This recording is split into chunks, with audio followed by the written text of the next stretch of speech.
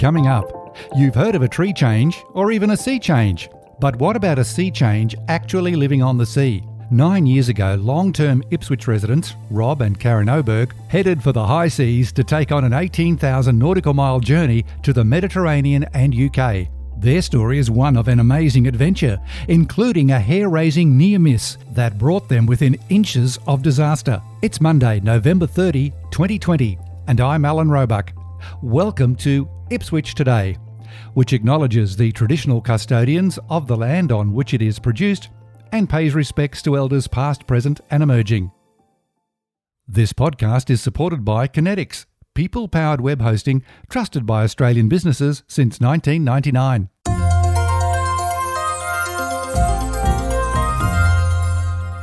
Rob and Karen Oberg moved to Ipswich in the 1990s. In 2011, with retirement beckoning, they made a major decision to sell up and learn the ropes of crewing and sailing, which ultimately led to their own ketch, Our Dreamtime, which is now their full-time mobile home on the ocean. They also have their own Dreamtime Sail YouTube channel and theme song.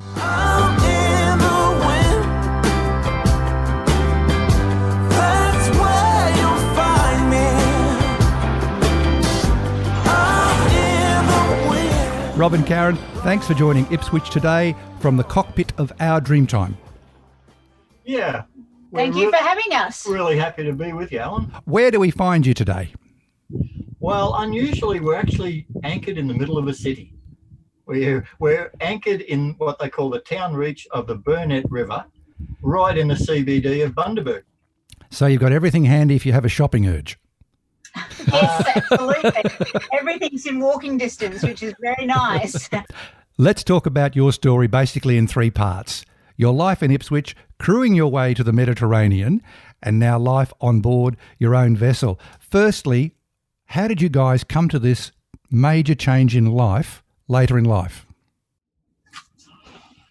Yeah, that's a very interesting question, Alan, in that we were happily ensconced in our lovely big family home in Ipswich with our jobs and careers, and Karen, a working artist. And then something happened that really made us both reevaluate what we're doing with our years on the planet. Yes, my best friend passed away before she turned 50. She died of lung cancer. Jill, she never smoked, never drunk in life. She actually gave life to everybody. She was a nurse who gave people all her care that she could. And she never reached 50, and we'd always had this plan that we were going to travel together as couples. We had one holiday together overseas, and that was it. And I said to Rob, we weren't put on this life in this world for a life of just going to work. It's time that we reevaluate, get ourselves in a position that we can spend time together and enjoy life. That's a really emotional reason to, rethink your whole life. What options were you talking about? Was sailing just one of them? Yeah, sailing was one of them. We actually considered the idea of a camper van and a couple of motorcycles on a trailer behind it, and not going around Australia the way most of the grey nomads do. We were thinking of basing it in Europe and spending our time over there. And then I read a book by Pamela Anderson where she had a bit of a change of life, bought a large yacht and sailed around the world with her family, with a professional skipper and crew, I might add. She's done it a little different to us. But she didn't have to do the hard work, yeah. Yes. The places she visited across the Pacific and everything else, that kind of inspired me. And then that started me thinking about whether we could do that.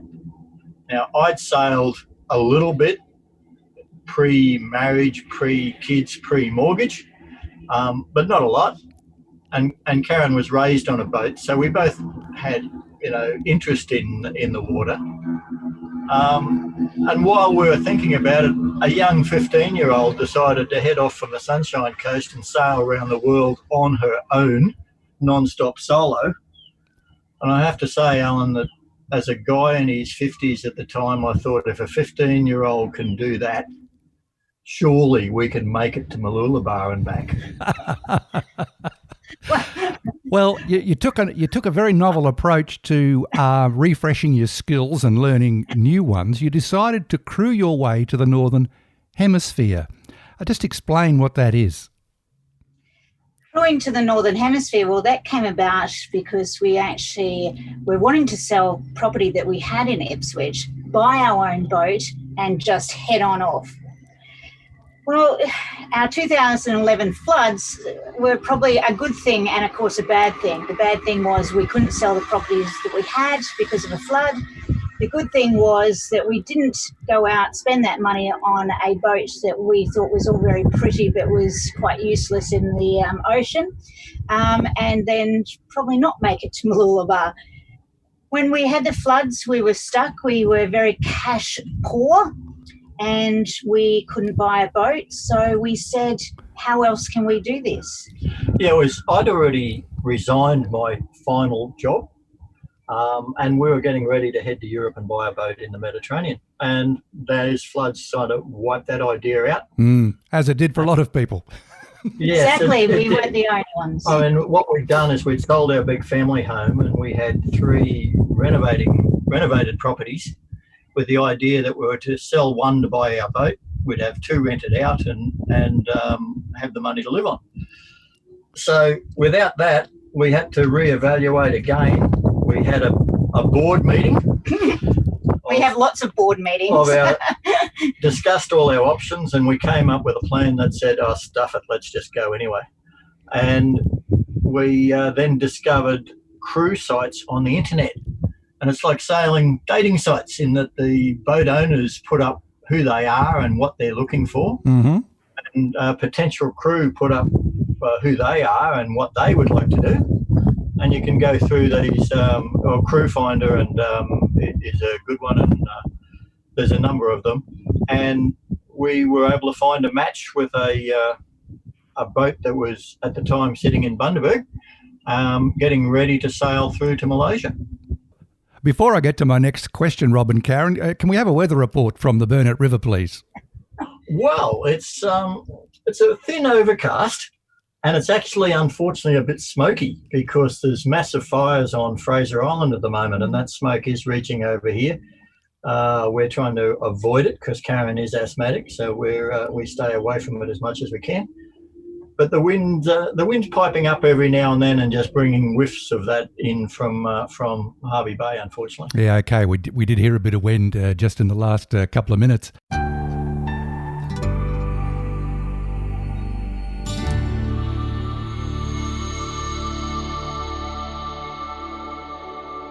Back to the journey to the Mediterranean. Talk us through the highlights of how you got there, how long it took to get there. Oh, highlights. Too many? Too many, absolutely too many.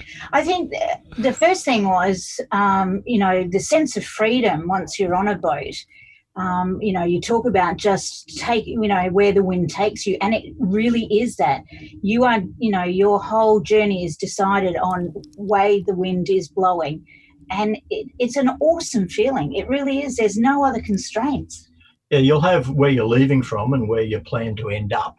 But all the stops in between, they can change because it depends which direction the wind's blowing, what the sea is doing with its swell, as to where you go for all your stops. So, but highlights. Well, highlights, I think, has to be we joined a 57-foot Beneteau, and we got a lot of experience on that boat.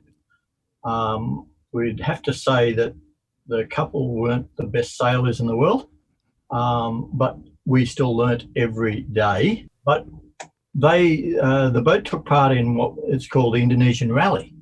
So there were 100-odd yachts and catamarans heading through Indonesia, departing from Darwin.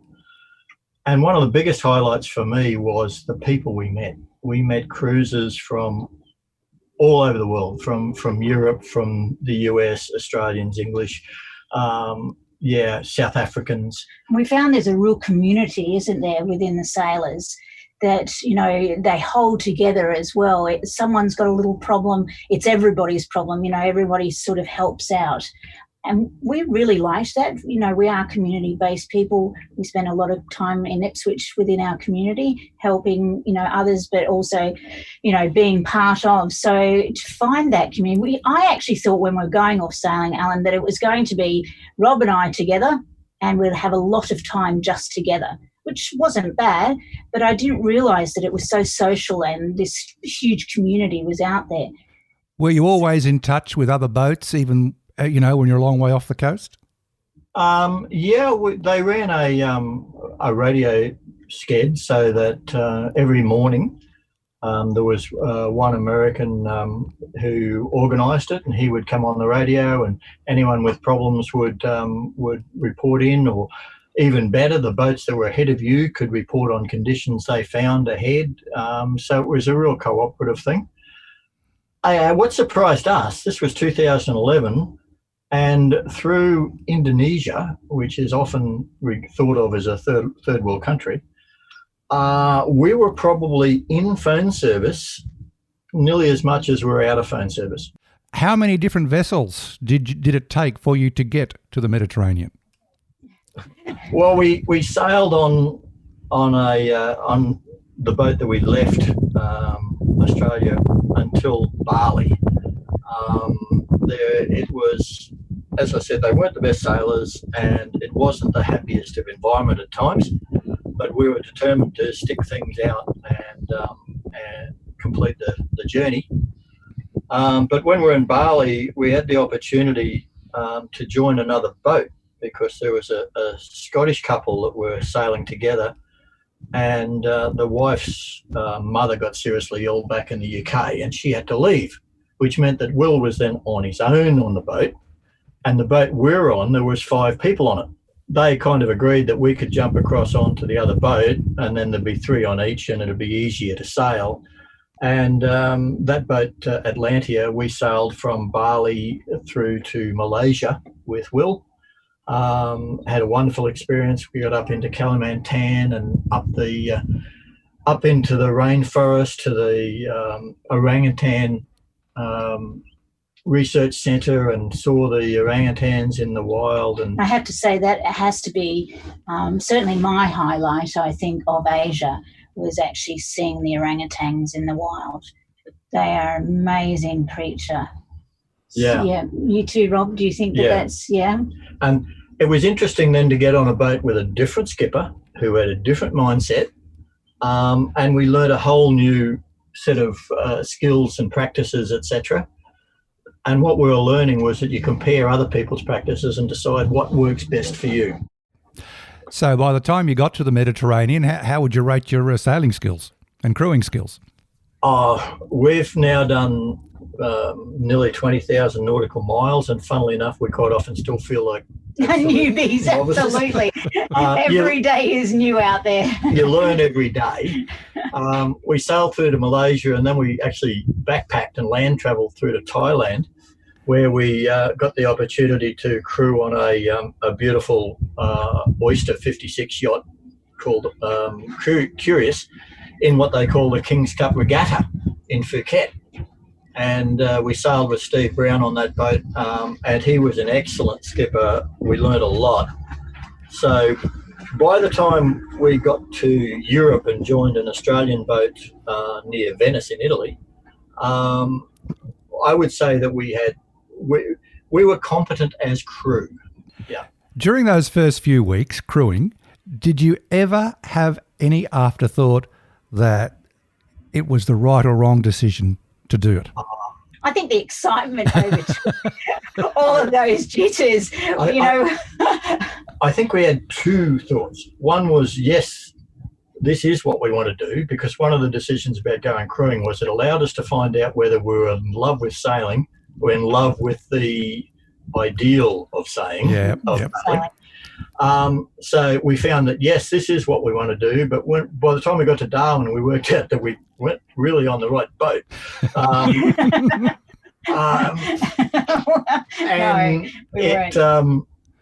But as I say, we were fairly well committed. and we decided we were going to complete the passage through, and we're really pleased that we did. And what were your highlights while you're in the Northern Hemisphere? Oh, wow. Well, places that I didn't ever expect that we would sail to. Nowhere on the list had I ticked that box, or made a box to say, I want to sail to Tunisia. Yes. And of course, the wind took us to Tunisia, and I went, here we are. Wow. This is an amazing country. The people are beautiful. I really didn't expect that. Did you? I would have to say, Al, that just the Mediterranean in general.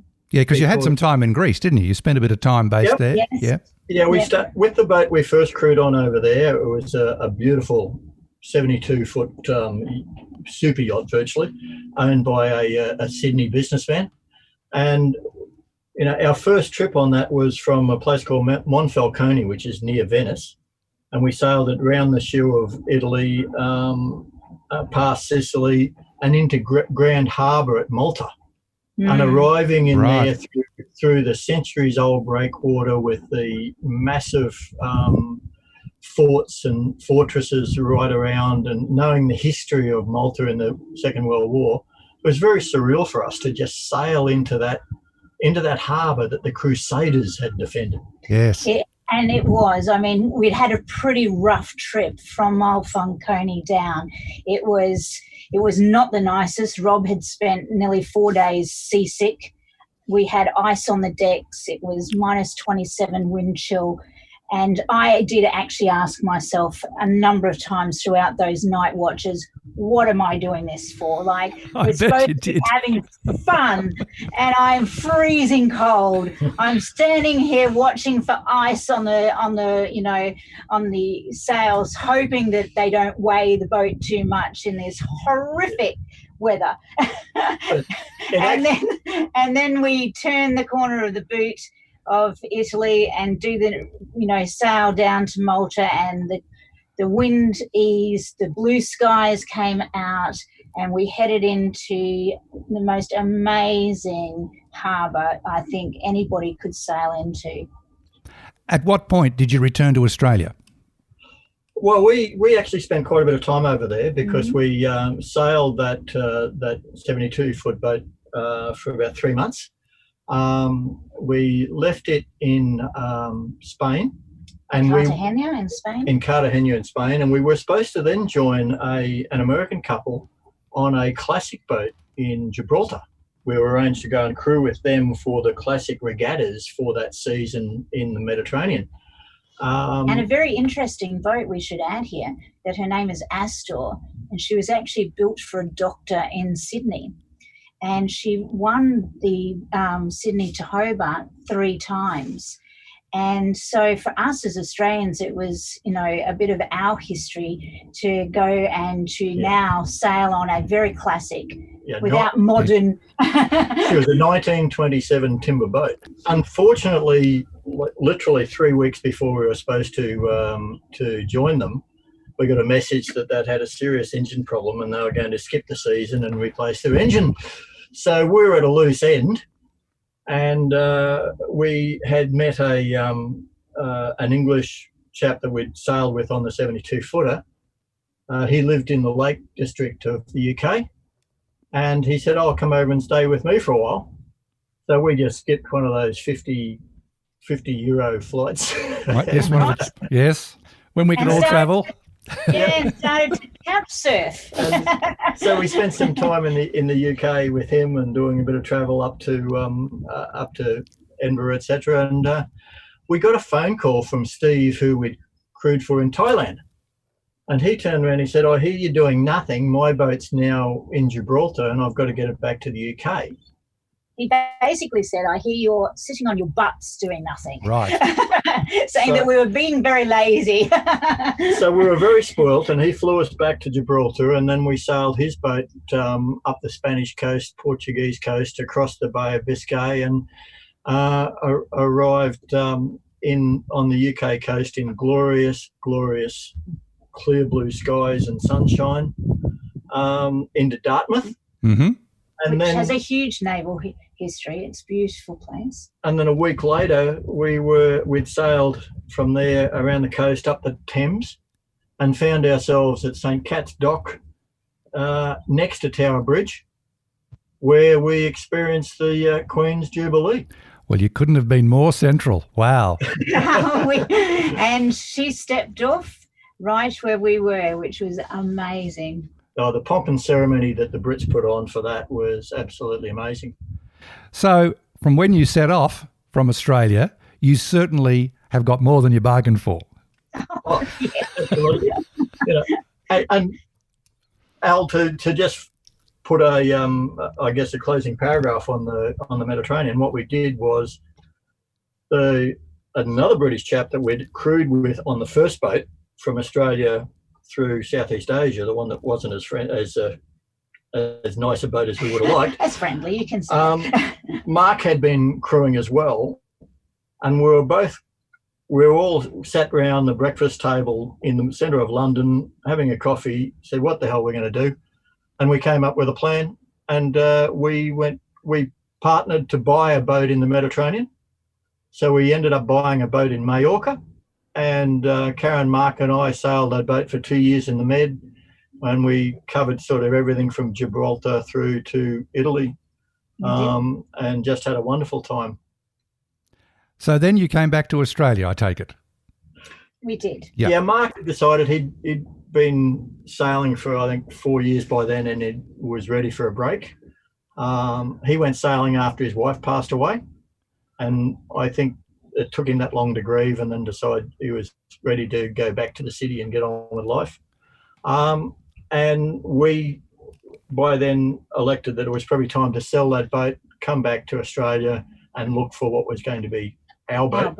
So you had that in mind for quite some time, to have your own vessel? Yeah. Right. Yes. Yeah. And the partnership boat was great, and we really, really enjoyed that. And we had a sensible exit plan on what would happen if we wanted to sell it jointly, or if one wanted to buy the other out. And partnerships sometimes don't work. That one did, and it worked extremely well, and we're still great friends today. But it's nice to have our own boat and make totally our own decisions. Yes. So for those nautically minded listeners, what is your own boat? Apart from, all I know is the name, Our Dreamtime.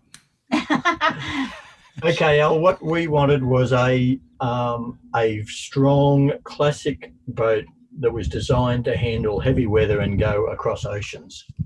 So Our Dreamtime, which you know the name, is a Whitby 42 cutter ketch. So she was built in Ontario, Canada in 1982, and she has done many, many more miles than us, of course, and we are the third owners of her. She's a heavy displacement with full keel, and she has great, for those nautically minded people who always think of what ocean boats are, or blue water boats as we call them, she has great tankage. So she has, 860 litres of water and 800 litres of diesel. She is very well placed. She's a centre cockpit boat, so she's very, very safe when you're out there in the oceans. And when we walked on board, we actually weren't in the market for a ketch or a blue hulled boat, because she's navy blue. We walked on board and immediately saw that she was the boat that we actually should have out there in the ocean. And so she is ours. Now, living in such confined quarters must have taught you a lot about each other then. What have you learned? What have you learned that you didn't know about each other from being on board? Don't let the little things get under your skin. You don't let anything brew. No. If you do have a little snap at each other, you turn around and go, "That's done. We're having trouble getting an anchor set or something, and it can get very frustrating.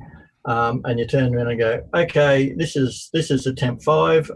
We're all going to calm down, as in the both of us, and we're just going to make this happen." And guess what? It does. Yeah. But I guess we were lucky in that we worked very closely together with our businesses quite often, And we, at one stage when we were contracting for Willowbank Raceway for 5-6 years, we worked together. So we were together 24/7 already. Right. But we went from our lovely big house in Burnett Street at Sadler's Crossing, which you know well. I think our back deck was about as big as our current total living area, as Right. in I'm talking the entire boat. And definitely my kitchen was, well, half the size of the boat that we're currently living in.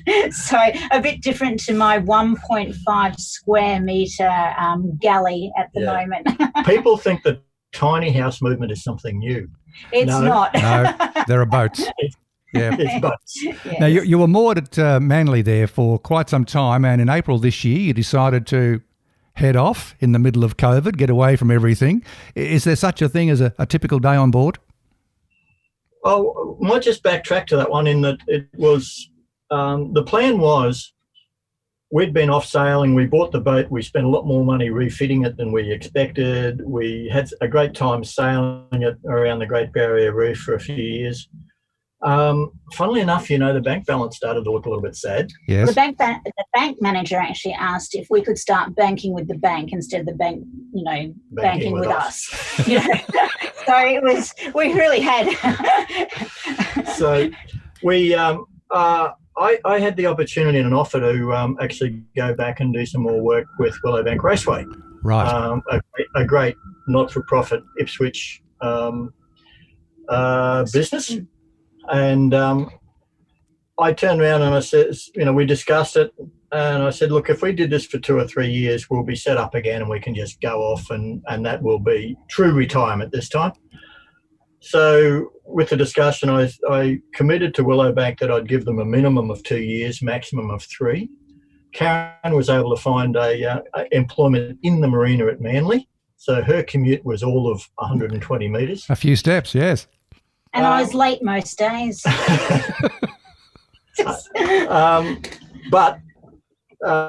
So we were actually all set to leave in August of this year and head overseas on a 5-year plan. And then COVID came. So there was a couple of things about COVID. My employment disappeared immediately because my job was to do sponsorship, communications and television for Willowbank Raceway. And with COVID, there was no events. Right, yeah. So that all came to a halt. Karen had just undergone a shoulder reconstruction in March, and Karen's a severe asthmatic. And her doctors turned around and literally said, if you get COVID, your chances of survival are not good. You have a boat. We recommend you get on it and isolate afloat. Get out and just stay away from the world. So where we thought we had I thought I had another 4 months to get the boat ready. In 3 weeks, we had it ready to go, provisioned with enough food to stay out with for months. And we threw off the lines and away we went. And it was all about isolation afloat. And you've been sailing around the Great Barrier Reef, and you've now started a YouTube vlog. And this is where I bring in one very close call at Lady Musgrave Island. That's good. Keep going, port. Keep going, port. I am going port, Keep going, port. holding port. Keep going, port. I am holding port. We are clear. Keep going, port. Firsthand, the look in your face, Rob, and in your face, Karen, it was the heart must have been racing. The heart still races. We've watched that footage so many times. I mean, with editing, you just continually have to watch it, obviously, and it's still a very nerve-wracking thing to watch. We nearly lost our dream on that reef. It was very, very scary. Alan, with sailing, you have a lot of oopses, and there's 2 types of sailors: those that have run aground and those that tell lies. We've all bumped the bottom somewhere. Yes. Going into Lady Musgrave Island, well, it's an island lagoon, and it's massive. It covers hectares and hectares. 3,000 hectares. Yeah, 3,000 hectares of lagoon. Mm. And you enter through a rather narrow channel. We'd been through there before, and what you do is you time it for the slack tide, high tide or low tide, so there's no current going through that channel, and it's easy to get through.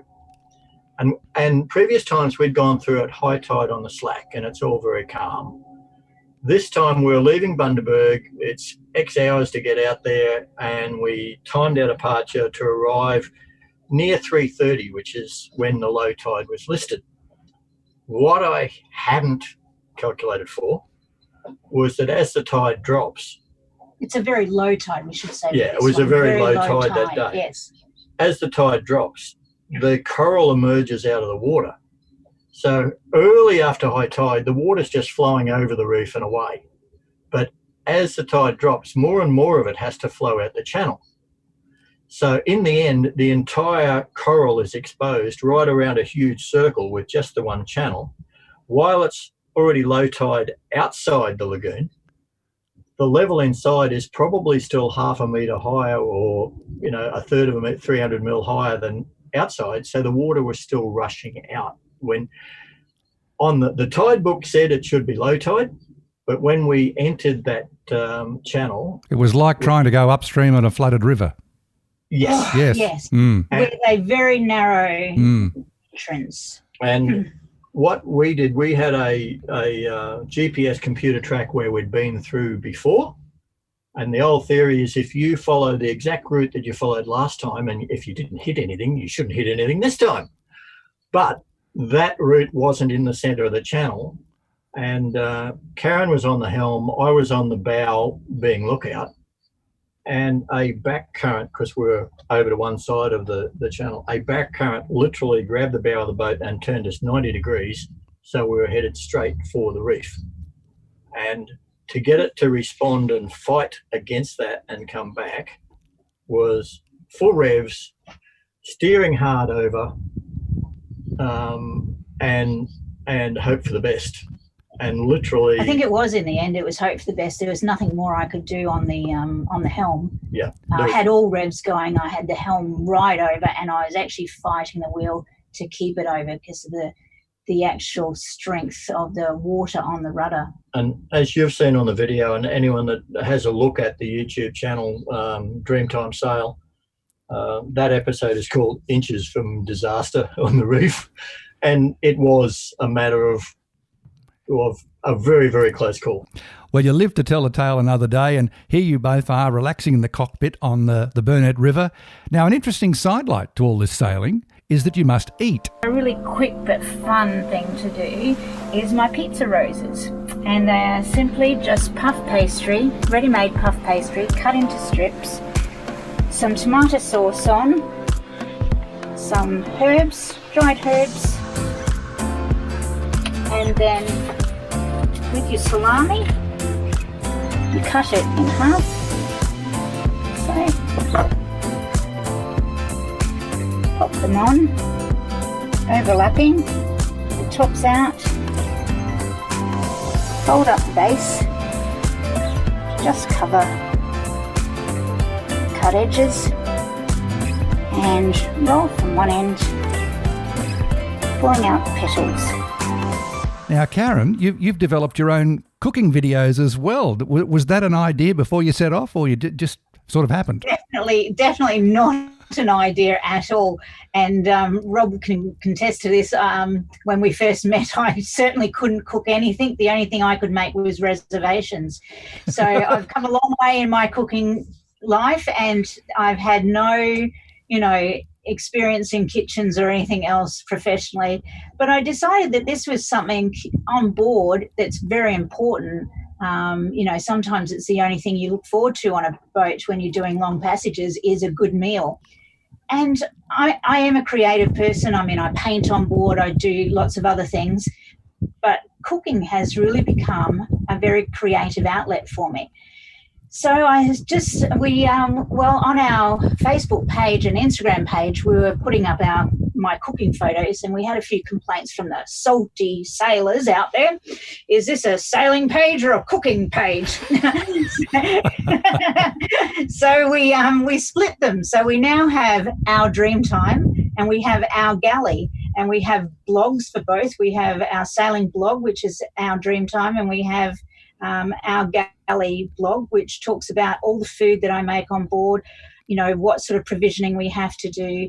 I make cheese on board. Everything's made from scratch really on board, because we can't carry packaged goods like everybody's used to, in their households. We have very limited space, so we can carry, kilos of flour, which can make pasta, bread, pancakes, cakes, anything you want, but I can't carry, cake mixes, pancake mixes. It just doesn't work on a boat. So your YouTube channels, both of them, will certainly be offering some helpful tips to budding sailors and even the experienced people out there. Yeah, well, we've tried to make it so it's entertaining for anybody, and obviously sailors have more interest in it. But you'll find it on YouTube at Dreamtime Sail, our Facebook's Dreamtime Sail, our Instagram's Dreamtime Sail. But yeah, it's really designed to be about sailing and about the destinations we go. That's right. I'd actually say it's probably more of a travel. I mean, we love to sail, but it's not all about what we do. Our Dreamtime is a wonderful vehicle to get us to amazing destinations. And those amazing destinations we really like to showcase with all of our media, social media and the YouTube. And also, Alan, anyone that's sort of thinking about whether they, could transition to this style of life, we did produce a book from our decision to make the lifestyle change and our trip through Southeast Asia as crew. And it alludes back to the board meeting we had. The title of it is Stuff It, Let's Go Sailing Anyway. And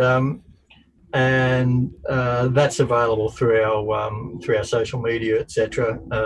And it tells the story of us being in Ipswich, making the transition, selling up, and hitting the high seas and enjoying ourselves. Well, Rob and Karen Oberg, I really appreciate your time today. You've been very generous. And we've recorded this interview via Zoom, so I've had the exclusive rights to see the pictures as we've recorded, and it just looks idyllic there on the Burnett River in Bundaberg. So thank you very much for chatting with Ipswich today. Thank you, Alan. Thanks, Alan. Ipswich Today is supported by Kinetics, people-powered web hosting trusted by Australian businesses since 1999. This podcast is also listener supported. Please make a once-only gift or regular donation to help keep it online. Just go to ipswichtoday.com.au and click the donate button at the bottom of the page. You can subscribe for free and share this podcast from your favourite app, including iHeartRadio, or play Ipswich Today from your smart speaker. Music is supplied by Purple Planet Music. This is Alan Roebuck. Thanks for listening.